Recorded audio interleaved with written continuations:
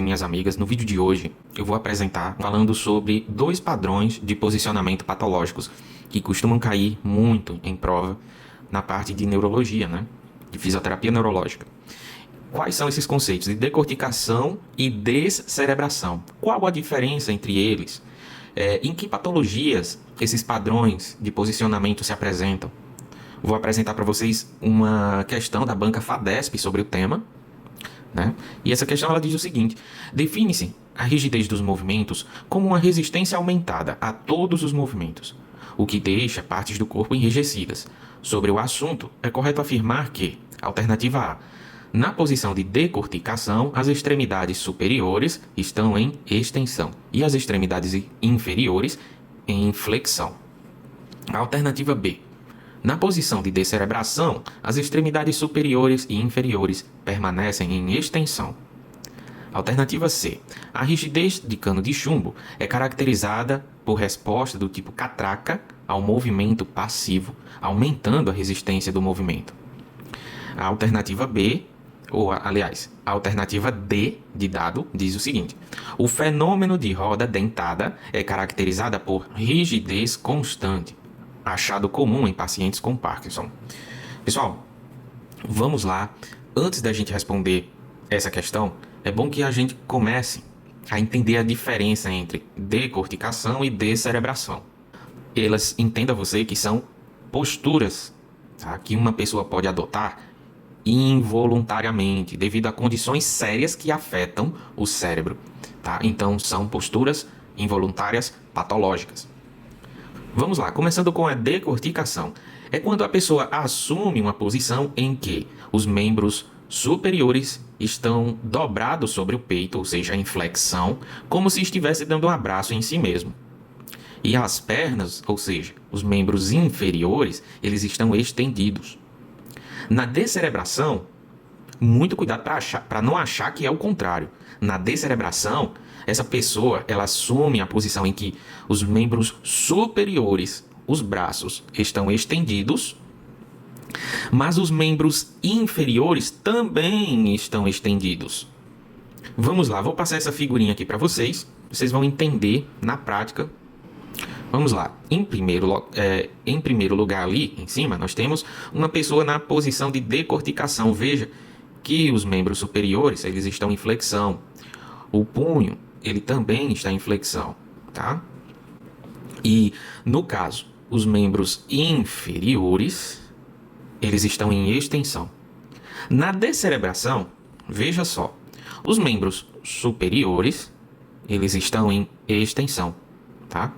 Detalhe para a mão que ela fica virada, né? Pro lado, o punho, né? Ele vira para o lado de fora. E no caso, os membros inferiores eles encontram também em extensão. E preste atenção a essa coisinha aqui. Des. Lembre de tudo em extensão. Tá certo? Porque aí vai ficar mais fácil de você lembrar essa brincadeirinha linguística que a gente faz aqui. Descerebração, tudo em extensão. Vamos entender em que tipos de patologias esses tipos de posicionamento geralmente se encontram. Na decorticação, ela é mais comum, né, em pacientes que estão passando que tiveram lesões cerebrais traumáticas, ou seja, um TCE, por exemplo, né, trauma crânioencefálico, acidentes vasculares cerebrais, os AVCs, mas AVC, pessoal, em áreas específicas, né, que afetam o córtex cerebral, ou seja, que estão ligadas aqui, vamos colocar aqui principalmente no córtex, né, porque é bom que isso esteja bem claro para vocês, porque o AVC ele não é específico, né, só ali do córtex, não. Ele pode afetar outras áreas do cérebro. Existe AVE cerebelar, né, que acontece no cerebelo, em outras estruturas ali do encéfalo como um todo. Temos os casos também de infecções cerebrais, como a encefalite, a meningite também. E no caso da descerebração, lembre-se sempre, tronco encefálico. Certo? Quando a gente falar em descerebração, o tronco encefálico ele estará sendo o alvo das patologias. Ou seja, lesões severas do tronco cerebral. Hemorragias intracranianas, que pressionam o quê? O tronco cerebral. E tumores ou lesões que afetam quem? O tronco cerebral, certo? Então, a descerebração, lembre-se, tronco cerebral. Quando falar aqui, ó, cerebração, de descerebração, cerebração, lembre-se de tronco cerebral, que vai facilitar aí de você lembrar. Agora vamos voltar para a questão e a gente vai poder resolver. Acho que a gente já tem capacidade suficiente para resolver ela. Vamos lá para a alternativa A. Na posição de decorticação, as extremidades superiores estão em extensão, certo? Vamos parar por aqui. Em extensão. Tá certo isso, pessoal? Não tá. Certo? Não é extensão. Na decorticação, as extremidades superiores estão em flexão. E as extremidades inferiores estão em extensão. Tá? Lembre-se, quando falarmos em decorticação, membros inferiores estão em extensão. E os membros superiores estão em flexão. Pronto. Isso aqui já vai ser o suficiente para a gente matar 50% dessa questão. Porque a B ele vai falar da descerebração e vai dizer o seguinte. Na descerebração,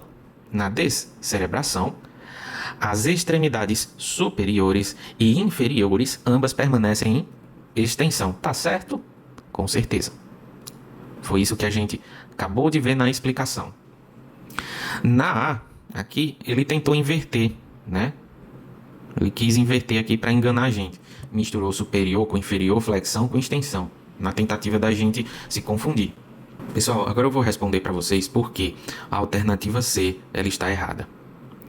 Ela diz assim: a rigidez de cano de chumbo é caracterizada por resposta do tipo catraca ao movimento passivo, aumentando a resistência ao movimento.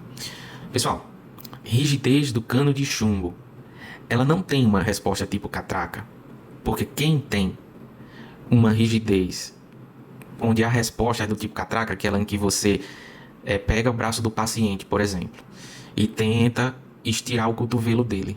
Vai tentando estender, você sente aquela rigidez. De repente ele cede um pouco e depois trava de novo. Cede um pouco, depois trava de novo. Cede um pouco, depois trava de novo. E isso é uma resposta do tipo catraca. Você entendeu o que eu estou dizendo? Então ela é característica do fenômeno de roda dentada e não do cano de chumbo. Cano de chumbo, deixa eu tentar explicar para vocês. É mesmo que a gente tentar desdobrar um cano de ferro, tá? Imagina que você pegou, vamos pegar uma barra de ferro. Você pegou uma barra de ferro e aí você vai tentar desdobrar ela. Vai tentar deixar ela bem esticada. Então, no que você pega o cano e vai forçando, aos poucos ele vai cedendo. Pouco a pouco ele vai cedendo. E não tem essa coisa de desdobra um pouco, depois ele trava. Desdobra um pouco, depois ele trava. Não. Por isso, a nossa alternativa C, ela também está errada. Agora vamos para a alternativa D. A alternativa D, ela diz que o fenômeno de roda dentada é caracterizada por rigidez constante, achado comum em pacientes com Parkinson. Eu vou até dividir essa frase aqui em duas, tá? Olha só, pessoal. Essa segunda parte aqui da frase tá até certa, porque o fenômeno de roda dentada é o tipo de rigidez que sim, ela é caracterizada pelo Parkinson, tá? Tá muito ligado ao Parkinson. Porém, é aquilo que eu disse a vocês. A roda dentada é como se eu pegasse o braço do paciente e tentasse estirar o cotovelo dele, só que cede um pouco, depois trava. Cede um pouco, depois trava. Cede um pouco, depois trava. Ou seja, não tem rigidez constante. Porque a rigidez constante é característica do cano de chumbo. Então, o que é que ele fez aqui? Ele trocou os conceitos, né? Ele trocou um pouco os conceitos. Por isso que tanto a C quanto a D estão incorretas. Eu espero que tenha ficado muito bem explicado para vocês. Desculpa se eu fui um pouco prolixo, é uma mania às vezes que eu tenho, mas eu espero que esse vídeo tenha sido útil e não pare seus estudos por aqui. Veja os nossos próximos vídeos do canal. Valeu e até a próxima.